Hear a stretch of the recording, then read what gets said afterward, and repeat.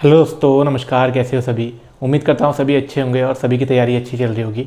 तो दोस्तों ये वीडियो काफ़ी स्पेशल होने वाला है, क्योंकि दोस्तों ये वीडियो है आपका लोक सेवा आयोग की जो भर्ती कल निकली है आपकी उत्तराखंड सचिवालय में अपर निजी सचिव एडिशनल प्राइवेट सेक्रेटरी। एक अपने आप में दोस्तों बहुत बड़ी पोस्ट होती है। अगर लोक सेवा आयोग जो भर्तियाँ कराता है देखा जाए तो उसमें सचिवालय की सबसे बड़ी पोस्ट दोस्तों यही है, अपर निजी सचिव। ठीक है, उसके बाद समीक्षा अधिकारी, सहायक समीक्षा अधिकारी, ये दो पोस्टें दोस्तों जो है लोक सेवा आयोग कराता है, जो कि सबसे बड़ी पोस्टें सचिवालय की होती हैं। तो इस पोस्ट की मैं आपको दोस्तों पूरी A to Z चीज़ें बताने वाला हूँ। वीडियो में जरूर लास्ट तक बन रहेगा।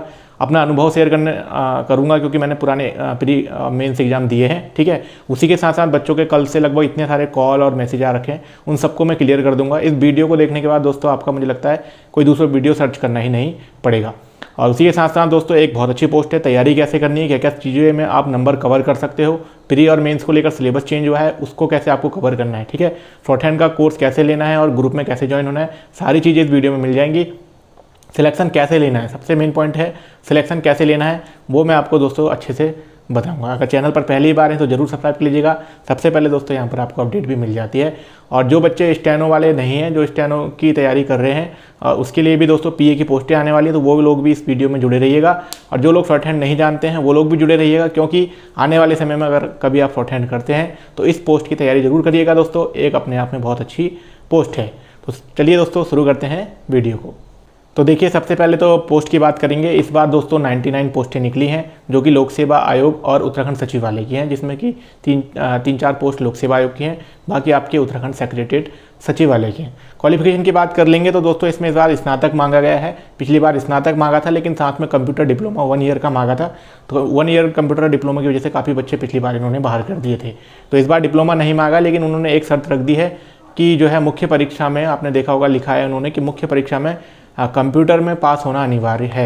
लेकिन सिलेबस इन्होंने दोस्तों मुख्य परीक्षा में कंप्यूटर नहीं दिया है, मुख्य प्री परीक्षा में इन्होंने कंप्यूटर दे रखा है। तो वहाँ पर शायद आयोग उसमें कुछ करेक्शन करेगा या सिलेबस को चेंज करेगा। बाकी दोस्तों इसकी एग्जाम डेट भी आयोग ने दे दी है, अक्टूबर में शुरू हो जाएंगी परीक्षाएँ। बाकी वो दोस्तों जो भी क्लियर होगा उसको मैं अभी, मेरे को तो लगता है कि जैसी फॉर्म डलेंगे इसमें उसी के अनुसार इसकी एग्जाम डेट क्लियर की जाएगी, क्योंकि आयोग ने जो है इस बार सिलेबस चेंज किया है शॉर्ट हैंड और टाइपिंग।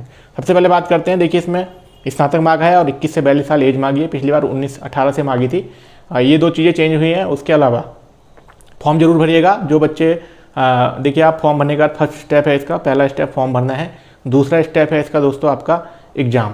सबसे पहले दोस्तों इसमें जो दे रखा है आपका शॉर्ट हैंड, टाइपिंग और ETC मतलब कंप्यूटर दे रखा है, और अक्टूबर की डेट दे रखी है। तो काफ़ी बच्चे कंफ्यूज हैं, और सब अधिकतर मेरे को जो कल से मैसेज और कॉल्स हैं वो हिंदी और इंग्लिश टाइपिंग को लेकर है। देखिए, वो डाउट मैं आपको पहले ही शुरू में वीडियो में क्लियर कर देता हूँ। हिंदी में जो है आपकी 8000 की डिप्रेशन मांगी है। कहने का मतलब आप अपनी टाइपिंग स्पीड 30 से 35 की बना के चलिएगा, तब जाके आयोग में आपको 27 की स्पीड निकलती है। ठीक है, सबसे पहले आपकी हिंदी की टाइपिंग होगी, उसके बाद इंग्लिश की टाइपिंग। पहले में मंगल फॉन्ट पे काम होता है। तो ऐसा नहीं है, जो आयोग जो कराता है दोस्तों आपका कुर्तीदेव 10 पे ही कराता है सारी परीक्षाएं। ठीक है, टाइपिंग को लेकर काफ़ी चीज़ें और बता रहा हूँ जो आपको नहीं बताऊँगी। ठीक है, सबसे फर्स्ट दिन आपकी टाइपिंग और सेकंड दिन इंग्लिश टाइपिंग। ठीक है, उसके बाद इन्होंने कंप्यूटर का पेपर दिया है, लेकिन उससे पहले इन्होंने ये लिखा है कि जो बच्चे टाइपिंग परीक्षा में पास होंगे उनको ही कंप्यूटर की परीक्षा में बैठने दिया जाएगा। टाइपिंग परीक्षा के बारे में मैं आपको बता देता हूँ। देखिए, UPSC का जो टाइपिंग टेस्ट होता है उसका रिजल्ट दोस्तों आपको हाथों हाथ नहीं मिलता है। ठीक है, आपने टाइपिंग दी और टाइपिंग जैसे ही खत्म होती है तो उसके बाद वो स्क्रीन ऑफ हो जाती है। जैसे कि UKSSC की परीक्षाएं आपने दी होंगी कुछ बच्चों ने, तो वहाँ पर तो रिजल्ट दिखा देता है कि आपने इतनी स्पीड निकाली है, लेकिन लोक सेवा आयोग का सॉफ्टवेयर नहीं दिखाता है। ठीक है, और काफ़ी बच्चे ये भी पूछ रहे थे कि सर पेज दिया जाएगा या कंप्यूटर पे होगी। तो कंप्यूटर पर होगी, जैसे टाइपिंग ट्यूटर पे आप करते हैं वैसी आपकी टाइपिंग होगी।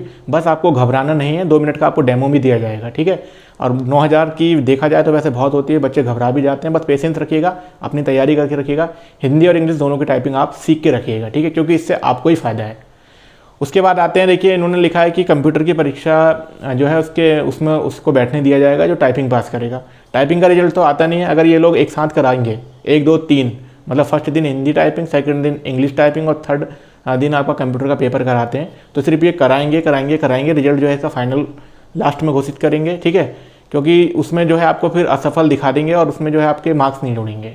कहने का मतलब आप पास नहीं हो पाएंगे अगर कंप्यूटर टाइपिंग में अगर आप फेल होंगे।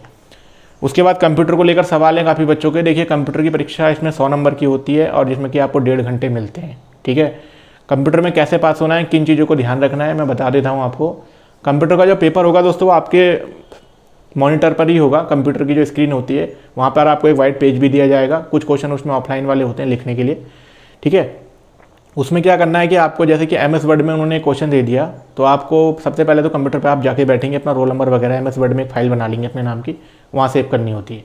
उसमें सबसे पहले जैसा एग्जाम्पल के लिए मैं क्वेश्चन बता देता हूँ, उन्होंने एक सेंटेंस दे दिया जैसे कि माई नेम इज प्रिंस, इसको आपको बोल्ड करना है, ठीक है। तो आप उसमें माई नेम इज प्रिंस जो है टाइप करेंगे, उसको कंट्रोल सेलेक्ट करेंगे A के साथ और कंट्रोल B के साथ उसको बोल्ड कर देंगे।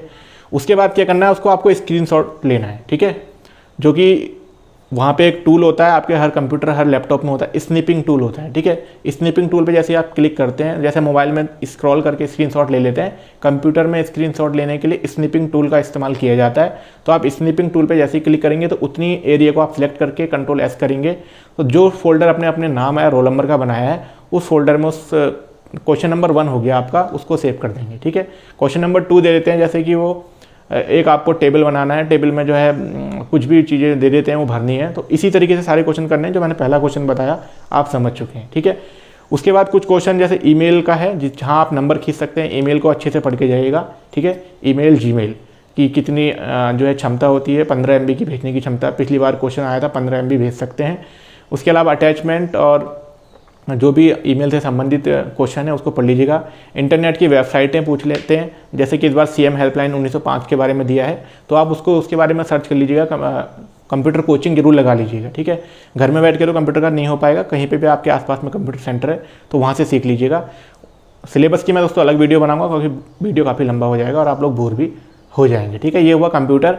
उसके बाद दोस्तों जब आप इन तीनों चीज़ों को पास कर लेंगे तो आपका इसमें मेंस एग्जाम इन्होंने दिया है जीके का, ठीक है। जीके में 100 नंबर का क्वेश्चन है, ऑप्शनल पेपर होगा। और उसके बाद जो है दोस्तों आपका निबंध लेखन दिया है। देखिए जो इसकी मेरिट बनेगी इस बार शॉर्ट हैंड पे तो नहीं बनेगी, मैं आपको क्लियरली कर देता हूँ, क्योंकि पिछली बार दोस्तों डिप्लोमा मांगा था, डिप्लोमा की वजह से काफ़ी बच्चे बाहर हुए। और इस बार उल्टा पैटर्न है, पहले जीके और पेपर रखते तो बच्चे छट जाते। और इस बार क्या कर रहा है, शॉर्ट हैंड टाइपिंग पहले रखी है, काफ़ी बच्चे टाइपिंग में बाहर होंगे ऐसा है, क्योंकि काफ़ी बच्चे नहीं कर पाते हैं। लेकिन टाइपिंग में अंदर होने के बाद शॉर्ट हैंड में बच्चे पास हो जाएंगे। शॉर्ट हैंड में पास होने के बाद कंप्यूटर का पेपर है, तो आपको जो ज़्यादा फोकस करना है वो कंप्यूटर के पेपर पे करना है, क्योंकि 100 नंबर का पेपर है दोस्तों। पिछली बार के जो बच्चे टॉपर हैं वो 90 95 नंबर, अधिकतम बच्चे 90 नंबर लाए थे, ठीक है। तो उसमें फोकस करिएगा। उसी के साथ जो जीके का पेपर है 100 नंबर का मेंस, ये यहाँ पर इस बार मेरिट बनाएगा दोस्तों, क्योंकि पिछली बार ये पेपर पहले हो गया था, तो इस बार लास्ट में पेपर है। हिंदी वाले पेपर के लिए मैं कुछ चीज़ें बता देता हूँ, वीडियो में ज़्यादा लंबा नहीं करूँगा दोस्तों। देखिए हिंदी वाले पेपर में सबसे पहले आपका एक गद्यांश आएगा, ठीक है। गद्यांश आएगा और आपको एक जो है कॉपी मिल जाएगी जो लगभग उसमें 16-17 पेज होंगे। तो गद्यांश पहला क्वेश्चन होता है जिसमें कि आपको उसके प्रश्न उत्तर होते हैं वो लिखने होंगे। उसके बाद उसका शीर्षक लिखना होगा और कुछ चीज़ें जो है हिंदी से इंग्लिश करने के लिए होंगी, ठीक है।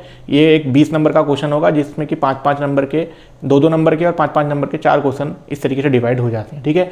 उसके बाद जो दूसरा क्वेश्चन है दोस्तों वो है शासकीय पत्र, अशासकीय पत्र, कार्यालय ज्ञाप या अधिसूचना। इस टाइप का क्वेश्चन है। इस टाइप का क्वेश्चन वो इस तरीके से देगा, क्वेश्चन में देगा जैसे कि एक अधिसूचना जारी करनी है या कार्यालय ज्ञाप जारी करना है, ऑफिस ऑर्डर जिसे कहते हैं, ऑफिस ऑर्डर भी है, कार्यालय आदेश, ठीक है। तो इन चीज़ों को आप जो है सीख लीजिएगा अपने हिंदी की किताब से, निबंध से, या यूट्यूब पे भी बहुत सारे वीडियोस हैं।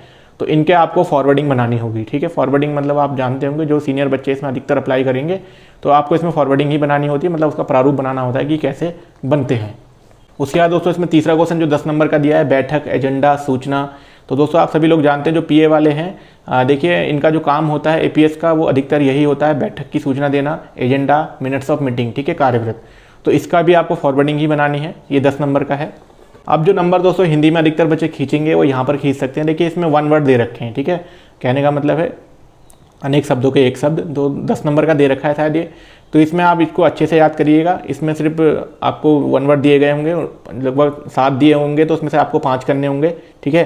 तो उसमें आप अच्छे नंबर खींच सकते हैं। उसके बाद पर्यायवाची और विलोम, तो एक के आपको 3-3 लिखने होंगे या 2-2 लिखने होंगे, ठीक है। ये आपको 7 दिए होंगे जिसमें से कि आपको 5 करने होंगे। यहाँ पर आप नंबर आराम से खींचिएगा।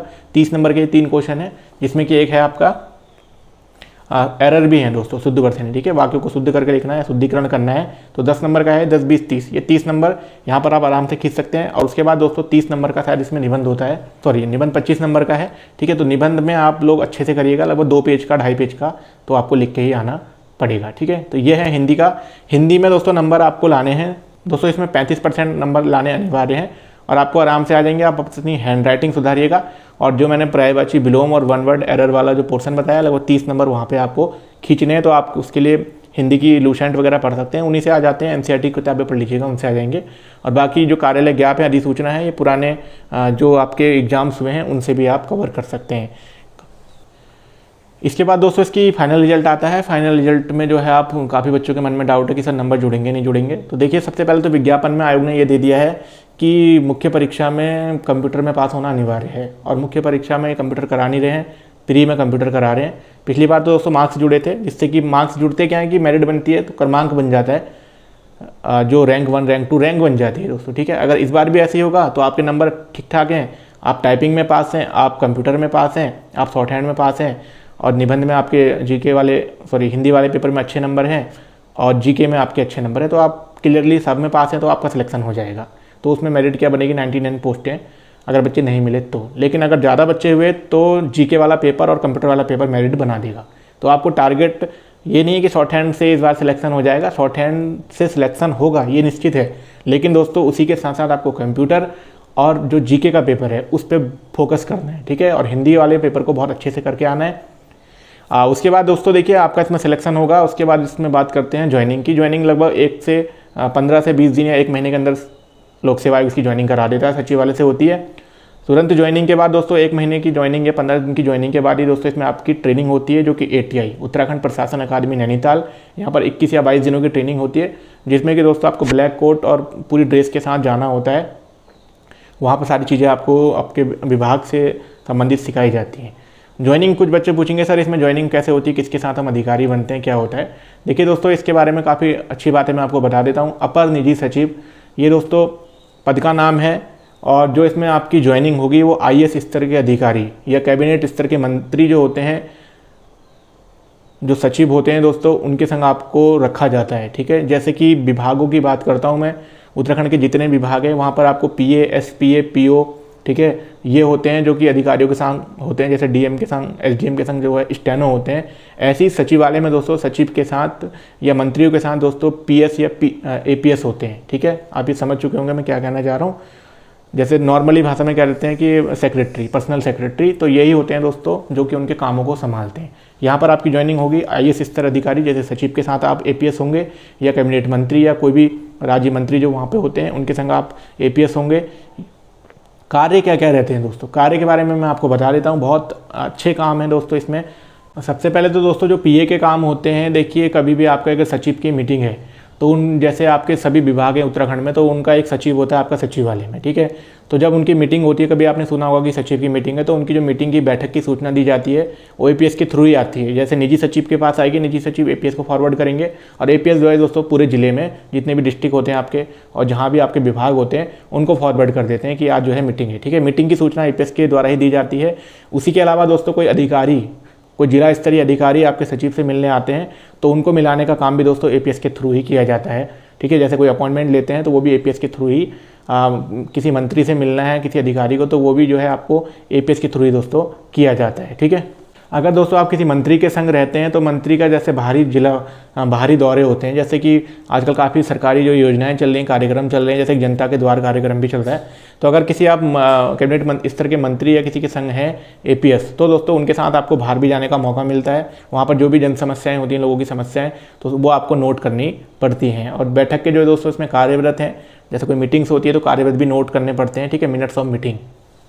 जैसे कभी कभी आपने सुना होगा, जैसे कोई मंत्री आ रहे हैं या कोई कैबिनेट मंत्री आ रहे हैं, कोई सचिव आ रहा है, तो उसकी सूचना पहले से ही फॉरवर्ड हो जाती है कि आपके ज़िले में इस मंत्री का दौरा है। तो वो सारी सूचनाएं भी दोस्तों एक APS के द्वारा ही जो है संचालित की जाती हैं। ठीक है, तो यही काम है APS का।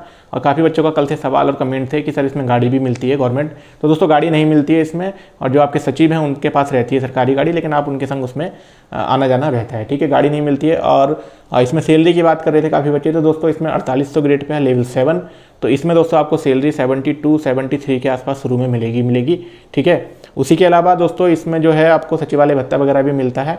और छुट्टियां दोस्तों इसमें सिर्फ ओनली हफ्ते में 5 दिन की ड्यूटी होती है। सैटरडे और संडे सचिवालय हमारा ऑफ रहता है। और E-ऑफिस में दोस्तों काम होता है, E-ऑफिस भी आप लोग सीख लीजिएगा। ठीक है, वो तो आप लोग बाद में सीख लेंगे जब आपकी ज्वाइनिंग हो जाएगी।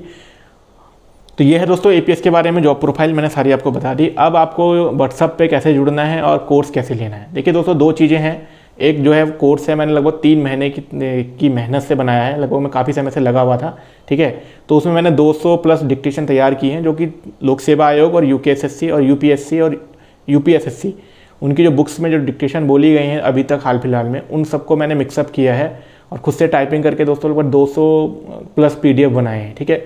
उनकी आधी रिकॉर्डिंग हो चुकी है, कुछ रिकॉर्डिंग अभी बाकी है, ठीक है। तो जैसे ही पूरी रिकॉर्डिंग्स हो जाएंगी तो मैं कोर्स आपको दे दूंगा, जिसमें कि आपको 200 डिक्टेशन और 200 ही रिकॉर्डिंग मिलेंगी और बहुत महत्वपूर्ण है, जो कि आपको परीक्षा में दोस्तों बहुत ज़्यादा फायदा देंगी। व्हाट्सअप ग्रुप पर जुड़ना चाहते हैं तो दोस्तों मेरा नंबर मैं आपको वीडियो के उसमें दे दूंगा नीचे डिस्क्रिप्शन में, या आप जो है 7983841651 पर मैसेज करिएगा। उसमें हम पेड ग्रुप चलाते हैं दोस्तों। अब बात करिएगा उत्तराखंड हाई कोर्ट स्टेनो की वेटिंग लिस्ट वाले बच्चों की, पूछ लीजिएगा, बहुत बच्चों का सिलेक्शन हुआ था, वो शायद बच्चे कमेंट भी करेंगे। उत्तराखंड अभी एक एग्जाम हुआ था पीए वाला 158 बैच का, ठीक है, वो भी हमारा व्हाट्सअप पेड ग्रुप चला था, बहुत ज़्यादा बच्चों का उसमें भी सिलेक्शन हुआ। डेली तैयारी कराई थी दोस्तों हमने, सुबह और शाम, ठीक है।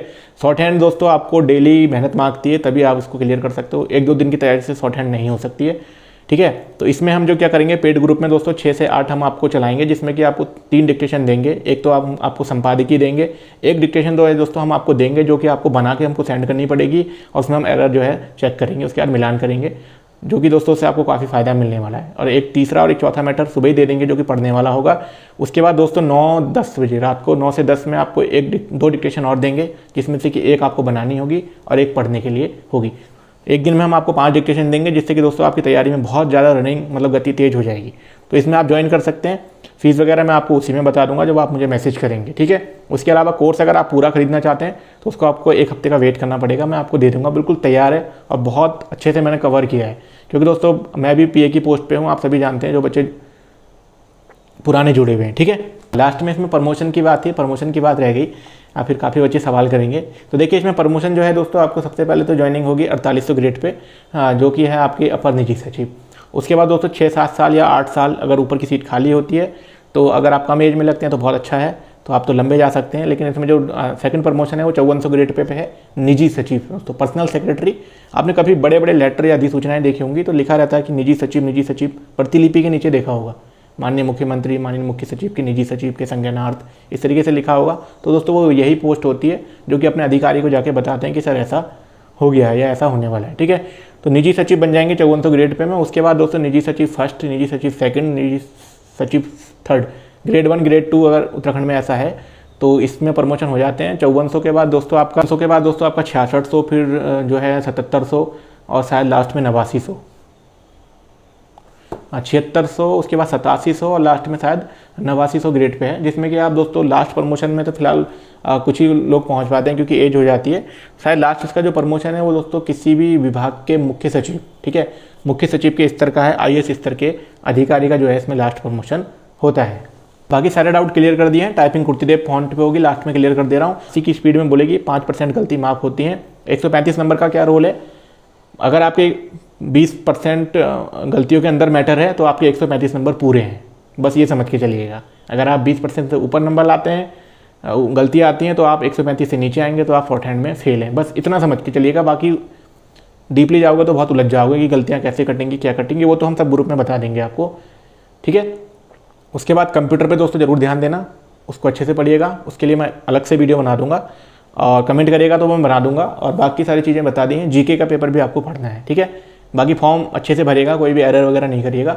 और अपेयरिंग वाले बच्चे मैसेज कर रहे थे तो अपेयरिंग वाले नहीं भर सकते हैं, जिनका रिजल्ट लास्ट डेट से पहले आ गया है वो लोग इस फॉर्म को भरिएगा। बाकी अदर स्टेट वाले, यूपी वाले कोई बच्चे फॉर्म नहीं भर सकते हैं, केवल उत्तराखंड वाली। तो सभी को बहुत बहुत शुभकामनाएं। वीडियो अगर अच्छी लगी होगी तो कमेंट जरूर करिएगा और अपनी राय जरूर दीजिएगा।